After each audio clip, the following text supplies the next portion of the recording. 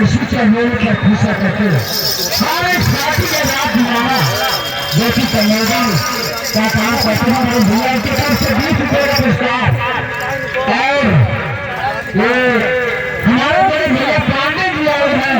उनकी तरफ से इस मेले पर खुश होकर के 40 रुपये का पुरस्कार हमारी तरफ से और इस हमारी आवत संगीत पार्टी की तरफ से बड़े भैया को